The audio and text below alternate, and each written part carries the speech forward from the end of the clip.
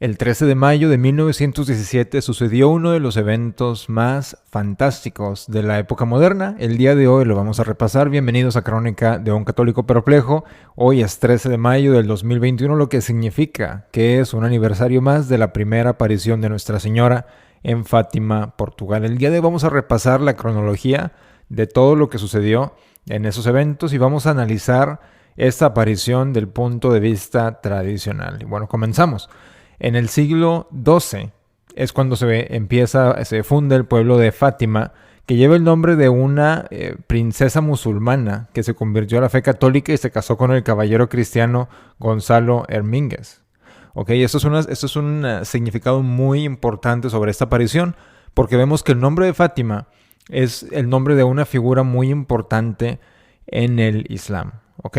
Pero bueno, ya yéndonos a la historia reciente, en 1915, Lucía, de 9 años, ve una figura vestida de blanco suspendida en el aire. Esto fue en 1915. En la primavera de 1916, el ángel de la paz se aparece a Lucía y sus primos Jacinta y Francisco. ¿Okay? Y eso ya es desde 1916. En el verano de ese mismo año, de 1916, el ángel de la paz aparece por segunda vez anunciándose como el ángel de Portugal. Bueno, aquí eso es algo muy interesante, que tal vez alguien que sepa más de esta aparición, que sepa más a detalle, nos pudiera comentar si este ángel dijo ser el ángel guardián de Portugal, como sabemos en la teología, en la angelología. Nos dicen los expertos que como cada persona tenemos nuestro ángel de la guarda, también cada país, cada región, cada ciudad tiene su propio ángel de la guarda. Entonces es interesante que se aparece como el ángel de Portugal. Si hay que tenga alguna corrección, claro, acerca de todo esto, me la puede dejar en los comentarios. En el otoño de 1916, el ángel de la paz aparece por tercera vez. Y ya llegamos al 13 de mayo de 1917. 13 de mayo de 1917. Es la primera aparición de Nuestra Señora de Fátima en Cova de Iria, en Fátima, Portugal.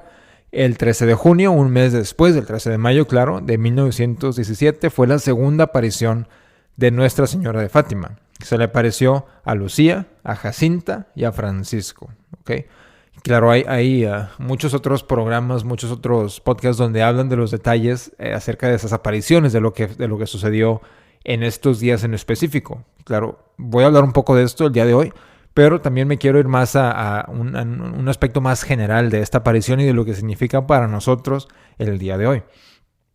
Tal vez haya unos episodios en el futuro donde hable más a detalle de todo esto.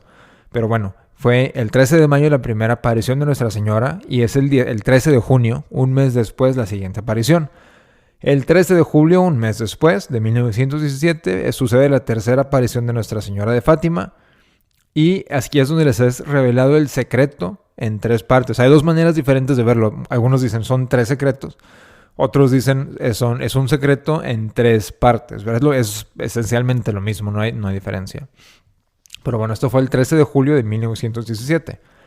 El 13 de agosto de 1917, los pastores de Fátima son secuestrados por el administrador de Arturo de Santos, un destacado francmasón, pues en esa área de Fátima, ¿no? Porque ya se empezaba a esparcir más el mensaje, se empezaba a ser más conocido que estos 3 niños, esos 3 pastorcitos, estaban siendo visitados por la Virgen. Claro, hay unos que les creyeron, otros que no les creyeron, etcétera, etcétera, etcétera, pero en esa época estaba sumamente infiltrado el gobierno portugués también en esta área de Fátima por los francmasones. Y aquí vemos que son detenidos o secuestrados los niños por los francmasones. El 19 de agosto de 1917 sucede la cuarta aparición de Nuestra Señora, que ocurrió en Valiños, cerca del pueblo Ajustrel. Bueno, no soy experto en la geografía de Portugal, entonces ahí los que sepan, pues saben.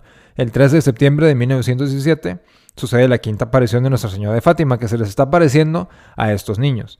El 13 de octubre de 1917 es la sexta aparición de Nuestra Señora de Fátima y es donde ocurre el milagro del sol ante aproximadamente 70,000 testigos de Cova de Iria. Y aquí es donde los niños, bueno, pues al estar anunciando estas apariciones que reciben de Nuestra Señora, la gente no les creía, otros sí les creían y bueno, dijo Nuestra Señora, para demostrarles que esta aparición es real, díganle a la gente que venga el 13 de octubre y les voy a hacer un milagro.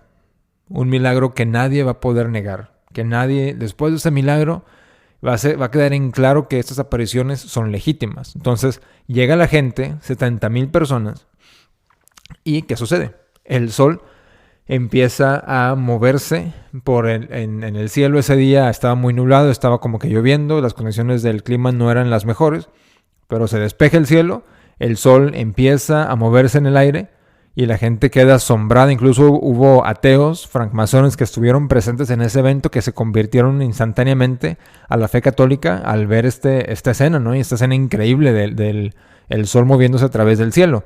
Y hay algunos que dicen que el Papa Pío XII en el Vaticano alcanzó a ver este milagro del sol. Pero esto lo escribe el Papa Pío XII que vio estos milagros en 1950. Y para él esto fue claro, el milagro del sol original fue en 1917. Lo que ve el Papa Pío fue en 1950, ¿verdad? Y relata que al parecer lo vio en varias ocasiones. Otro dato curioso es que el 13 de mayo, el mismo día que sucedieron que fue la primera aparición de Nuestra Señora en Fátima, fue cuando el Monseñor Eugenio Pacelli fue consagrado arzobispo en la Capilla Sixtina. Y Eugenio Pacelli fue el Papa Pío XII. Entonces este dato es muy importante y es un dato curioso, pero pues no existen las coincidencias, yo creo. Pero bueno, el Papa Pío II dice que él vio el milagro del sol en el Vaticano en 1950. Para él eso fue como una señal del cielo de que esas apariciones eran verdaderamente legítimas. Porque estamos hablando ya de más de 100 años desde que sucedieron esas apariciones, pero en 1950 pues no había pasado tanto tiempo de las apariciones, apenas hace más o menos como 30 años. Entonces imagínense, 30 años en el pasado de hoy en día, pues sería más o menos 1989. No ha pasado mucho tiempo de ese año, pues nos podemos imaginar en esos tiempos, pero para el Papa Pío fue como una confirmación del cielo de que esas apariciones eran verdaderamente reales de la Virgen. Y bueno, sucede el milagro del cielo, se convierte en muchísimos. Les dejo en la descripción un video donde pueden aprender más acerca del milagro del sol, porque pues tomaría mucho tiempo explicar toda esta maravilla que sucedió. Pero es algo muy importante porque 70,000 testigos vieron esto. Entonces al ver los 70,000 personas el milagro, pues no se puede negar que no fue algo natural, ¿verdad? Que estas apariciones eran verdaderamente verdaderas y que no se pueden negar, porque hubo tantos testigos que es imposible negarlo ya. Inclusive hubo periódicos masones, periódicos ateos, que no tuvieron más que confirmar que los mismos periodistas lo habían visto. Entonces existen de hecho todavía las notas en portugués de periódicos de la zona diciendo que había sucedido este milagro. Fue francamente increíble. Entonces continuamos. En el otoño de 1918, Francisco y Jacinta Marto contraen la influenza mortal. En el 4 de abril de 1919, Francisco muere de influenza. El 29 de abril de 1919 se construye la primera capilla de las apariciones, en el lugar de las apariciones. El 20 de febrero de 1920, Jacinta muere de tuberculosis y neumonía bronquial. Entonces ya estamos hablando que a menos de 3 años de las primeras apariciones, mueren Jacinta y mueren Francisco, que ahora son San Jacinta y San Francisco, ¿verdad? El 13 de junio de 1920, la primera estatua de Nuestra Señora de Fátima, esculpida por José Tedim, según la descripción de Lucía, se coloca en la capeliña. Esta es la estatua que normalmente conocemos como Nuestra Señora de Fátima, que es Nuestra Señora, muy hermosa, claro, con su corona y con su manto blanco. Y con otros detalles, ¿verdad? Que ya al verla podemos saber que es una estatua de Nuestra Señora de Fátima. El 15 de junio de 1921, Nuestra Señora se le aparece a Lucía por 7ª vez y le dice que siga el camino que el obispo quiere que tome. Se va a una escuela en Oporto dirigida por las hermanas Dorotea, tomando el nombre de María das Dores. ¿Okay? Es lo que vemos muy seguido con las apariciones verdaderas de la Virgen, es que los que son los testigos de estas apariciones, los que reciben los mensajes en estas apariciones, comúnmente se van a la vida religiosa. Y lo que vemos en otras apariciones, como por decir en Medjugorje, es que no se hicieron religiosas, y creo que hasta el día de hoy, pero creo que por este evento, esta enfermedad, pararon las apariciones, ¿verdad? Entonces vemos como una situación verdadera en Fátima, es real, mientras que en Medjugorje pues claramente ya ha habido muchas pruebas de que Medjugorje es completamente o es un evento demónico o es completamente falso, inventado, pero esto no se puede decir lo mismo de Nuestra Señora de Fátima. Entonces entra Lucía al convento y ya el 3 de mayo de 1922 el obispo José Alves Correia de Silva abre una investigación oficial sobre los eventos en Fátima. Entonces, 5 años después de que iniciaron las apariciones, empieza la investigación para verificar estos eventos. El 24 de octubre de 1925, Lucía se une a las hermanas Doroteas en España. El 10 de diciembre de 1925, Nuestra Señora y el Niño Jesús se le aparecen a Sor Lucía en la capilla del convento y solicitan la propagación de las comuniones reparadoras del primer sábado. De todos estos detalles que les estoy mencionando, los vamos a ver al final de este episodio, no se preocupen. Al final es cuando ya pueden tomar notas si es que quieren verdaderamente aplicar lo que nos pide el mensaje de Fátima. Pero por ahora solamente estoy viendo la cronología de este evento. El 13 de junio de 1929, Sor Lucía recibe una visión de la Santísima Trinidad en la capilla. Se le aparece Nuestra Señora y pide la consagración de Rusia a su Inmaculado Corazón por el Santo Padre y todos los obispos. Esto fue el 13 de junio de 1929. Se pide la consagración de Rusia por el Santo Padre, el Papa y todos los obispos. Del 29 al 30 de mayo recibe una aparición de Nuestro Señor Lucía. El 13 de octubre de 1930, el obispo da Silva emite una carta pastoral aprobando las apariciones en Fátima. Ya 13 años después de las primeras apariciones se aprueba que Fátima, las apariciones en Fátima eran legítimas. El 3 de octubre de 1934, la hermana Lucía profesa los votos perpetuos con las hermanas de Santa Dorotea, convirtiéndose en hermana María Lucía de Jesús y el Corazón Inmaculado. El 13 de septiembre de 1939, 22 años después de la primera aparición de la Virgen, el obispo de Leira hace pública la solicitud de la devoción del primer sábado. Como les repito, vamos a ver de qué consiste esta devoción después de terminar la cronología. El 2 de diciembre de 1940, la hermana Lucía escribe al Papa Pío XII solicitando la consagración de Rusia al Inmaculado Corazón. Esto fue el 2 de diciembre de 1940. Ya reinaba Pío XII. El 13 de octubre de 1942, la coronación de la estatua de Nuestra Señora de Fátima con una corona de joyas donada por portugueses en acción de gracias por haber sido salvados durante la Segunda Guerra Mundial.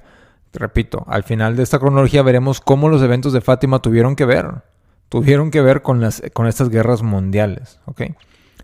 En septiembre de 1943, el obispo de Leira ordena a la hermana Lucía que escriba la tercera parte del secreto por temor a que se estuviera muriendo la hermana Lucía en esos años.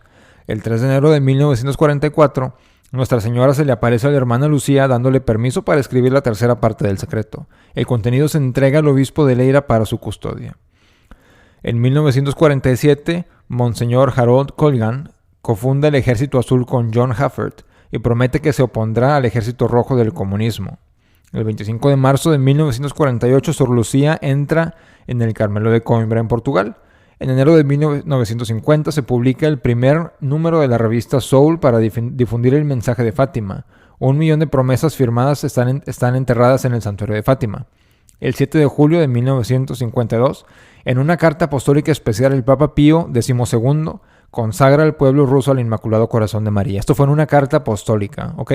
Y aquí es donde se empieza en este punto en adelante, desde el 52, es cuando se empieza a poner muy rara la situación.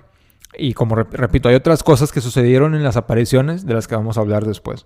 El 17 de agosto de 1959, el Papa Juan XXIII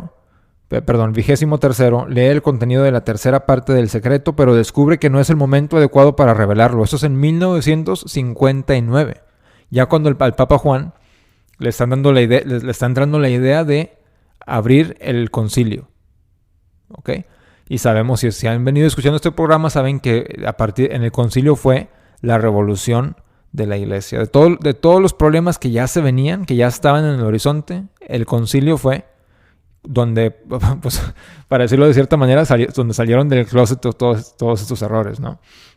El 27 de marzo de 1965, el Papa Pablo VI lee el contenido de la tercera parte del secreto y decide no publicar el texto en el 65.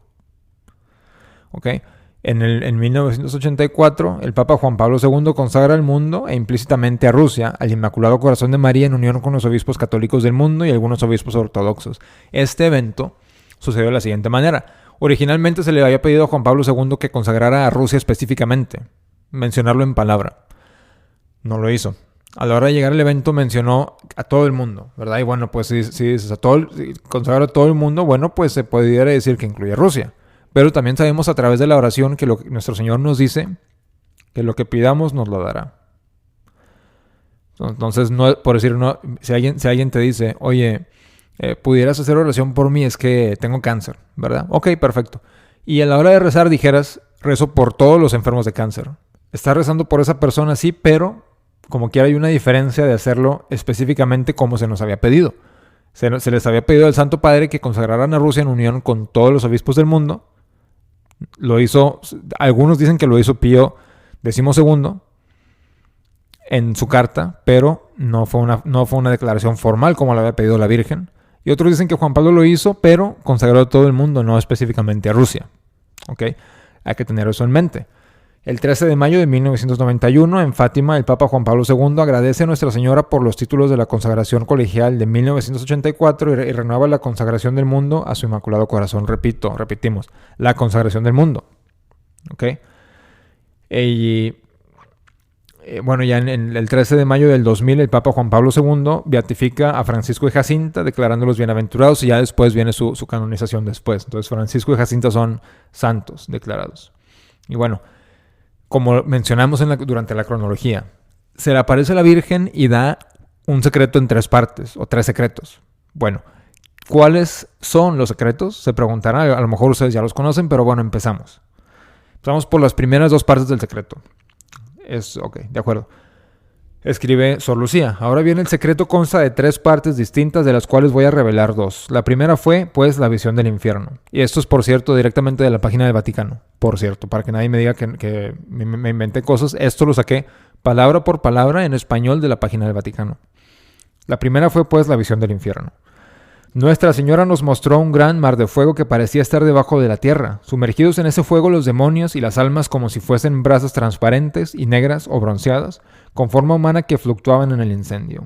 Llevadas por las llamas que de ellas mismas salían, juntamente con nubes de humo que caían hacia todos los lados, parecidos al caer de las pavesas en los grandes incendios, sin equilibrio ni peso, entre gritos de dolor y gemidos de desesperación que horrorizaban y hacía estremecer de pavor. Los demonios se distinguían por sus formas horribles y asquerosas de animales espantosos y desconocidos, pero transparentes y negros.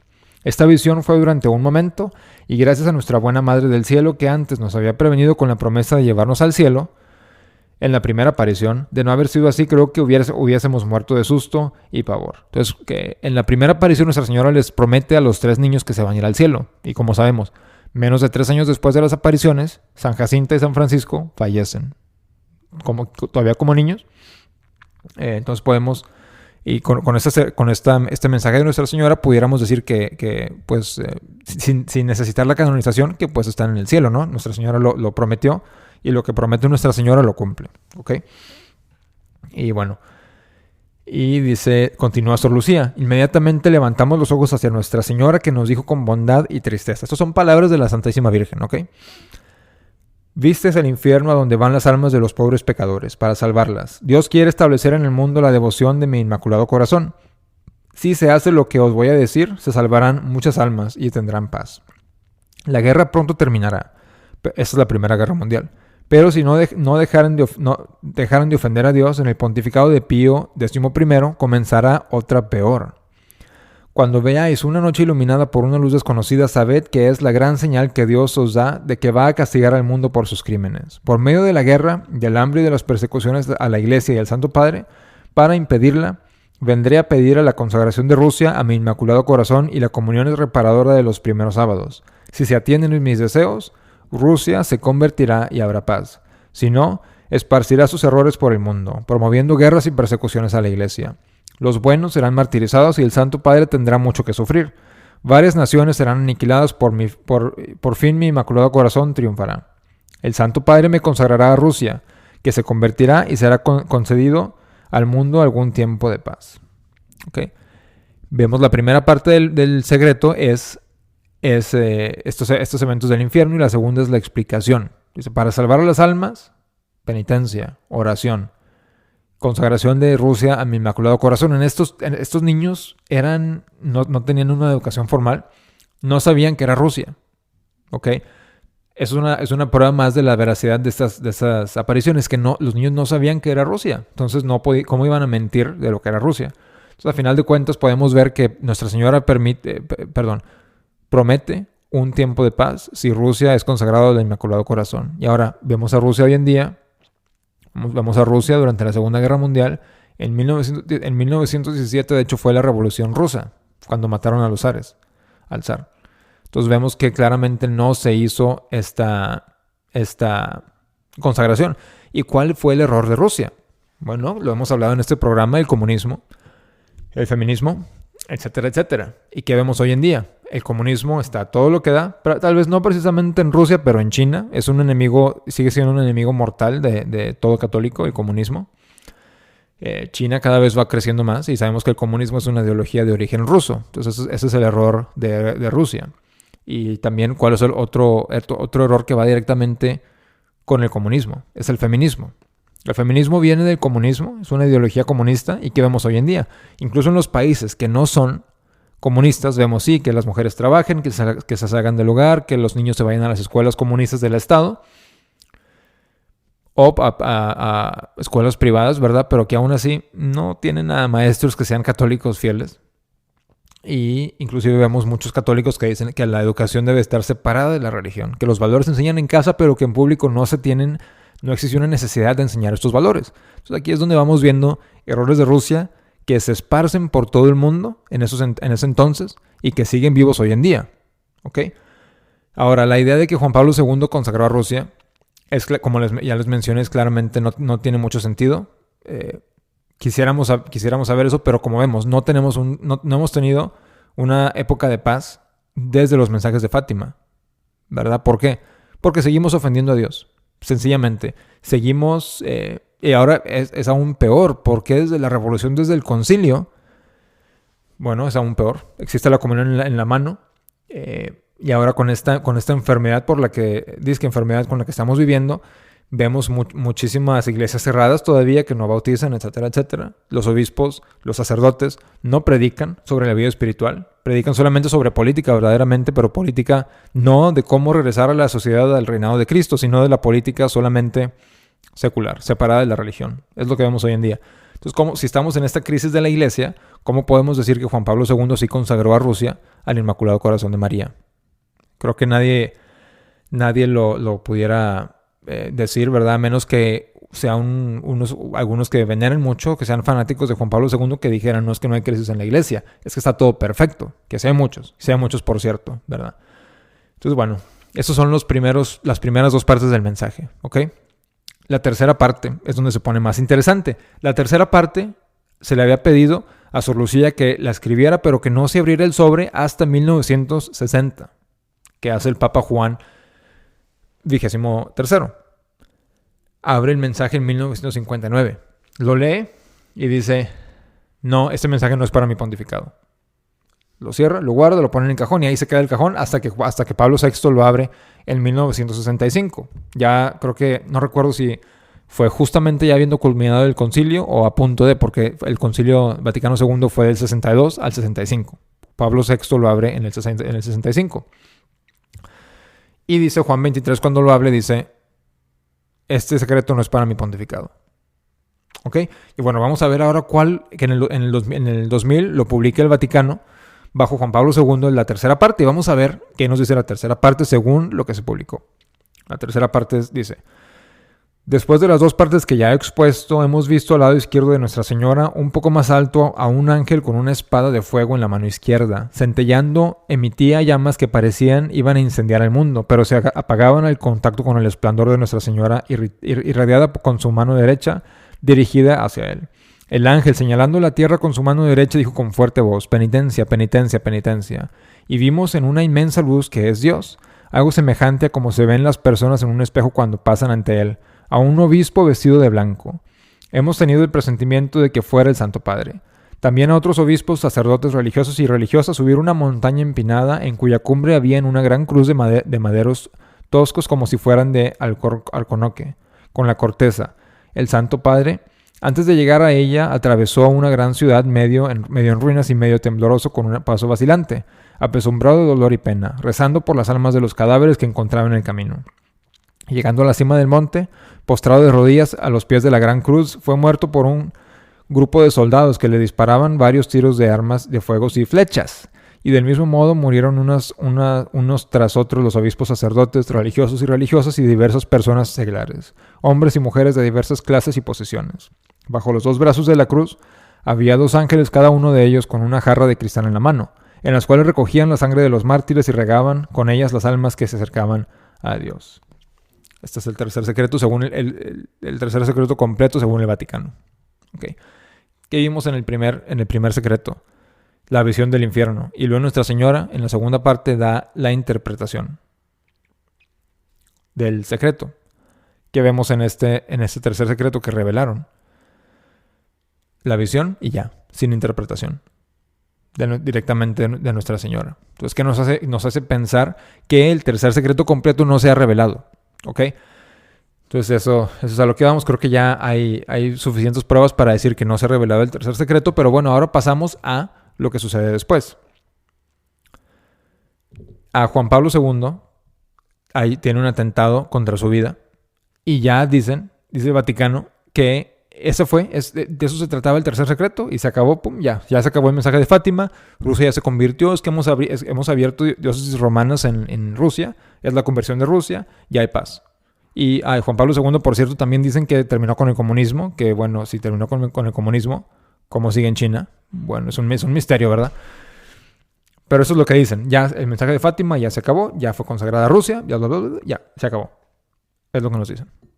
Entonces no sé ustedes qué opinan. Sí, como leímos el tercer secreto, y lo pueden buscar ustedes mismos en la página del Vaticano, y díganme si este tercer secreto se parece al atentado de Juan Pablo II. Yo no recuerdo que haya habido flechas, o que hayan matado a obispos y sacerdotes.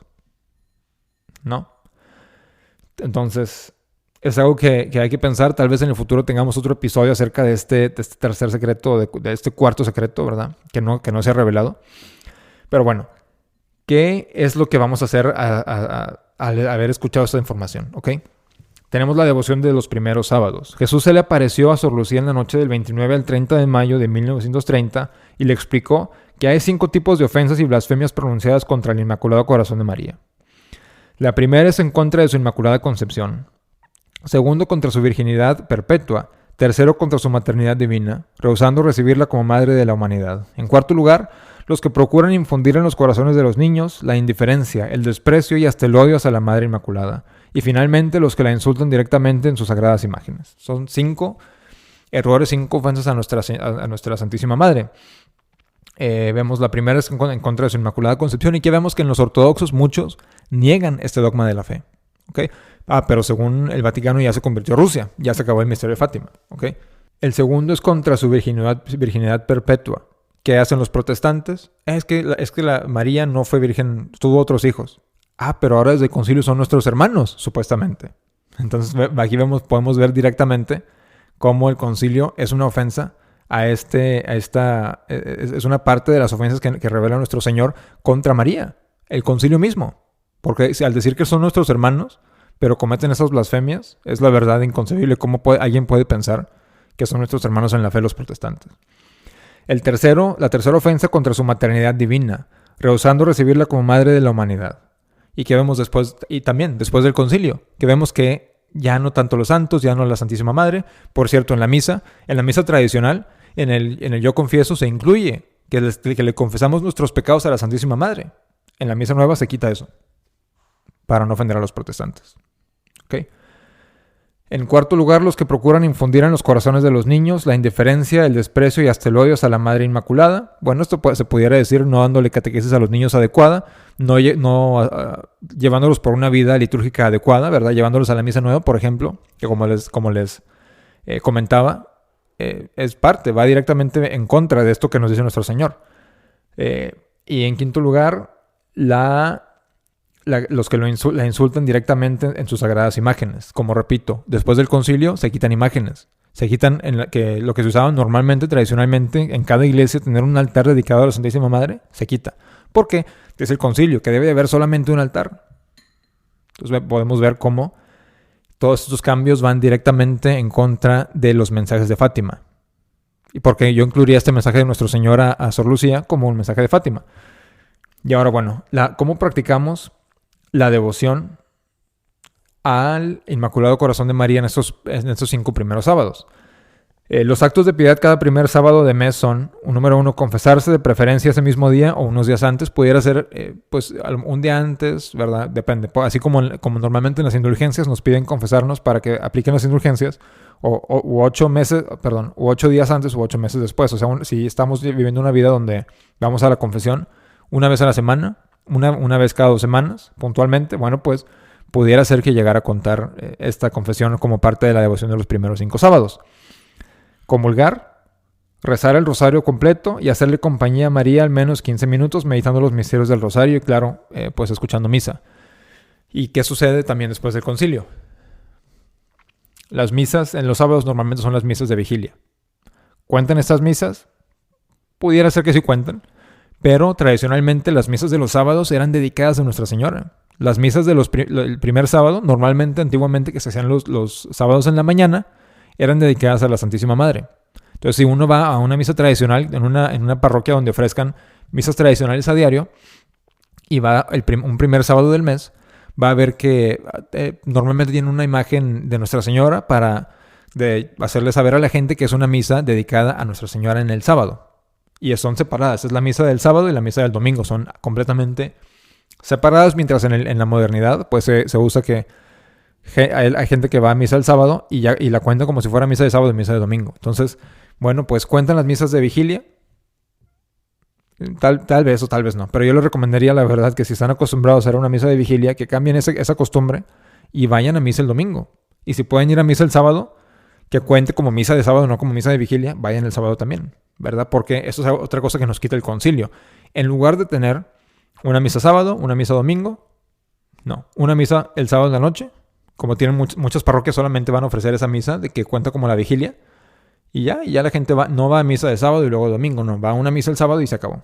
Y es lo que están ofreciendo las parroquias. Entonces, bueno, ¿cómo vivimos esta devoción de los 5 sábados? El primer sábado del mes, ir a misa, confesarse de preferencia ese mismo día o unos cuantos días después, antes, comulgar, rezar el rosario completo y hacerle compañía a María al menos 15 minutos, meditando los misterios del rosario. Es muy sencillo, o sea, lo pudieran hacer inclusive después de la misa del primer sábado, quedarse 15 minutos más en meditación sobre los misterios del rosario, habiendo comulgado, habiendo yendo a confesarse y aparte rezar el rosario completo, ¿verdad? Bueno, así es como se vive prácticamente la devoción de los primeros 5 sábados. Ahora, ¿qué hay que hacer para vivir el mensaje de Fátima en nuestra vida cotidiana? Número 1, rezar el rosario todos los días. Que no se nos pase ni un solo día sin decir mínimo 5 décadas del rosario, que no es difícil, por cierto. Puede tomar 15 minutos. 15 minutos de un día de 24 horas, no es mucho. Se pudiera hacer a través del día, ¿verdad? Un misterio en la mañana, otro en la tarde y así. Se puede llegar a decir las 5 décadas. Muy fácil, ¿ok? Número 2, devoción al Santísimo Corazón de Jesús. Hay que tener una imagen del Sagrado Corazón de Jesús y de María en nuestros hogares. Y número 3, como ya les comentaba, hacer la devoción de los 5 primeros sábados, como ya se los comenté. Y bueno, así llegamos al final del capítulo del día de hoy. Espero les haya gustado. Un capítulo más largo de lo normal. Por favor, compártanlo, pónganle like, suscríbanse al canal si no se han suscrito. Y déjenme sus opiniones en la página de comentarios, por favor. Y bueno, hay que vivir el mensaje de Fátima, rezar el rosario todos los días, ir a confesión, hacer penitencia, etcétera, etcétera. Espero hayan disfrutado el programa. Como siempre, viva Cristo Rey y Ave María.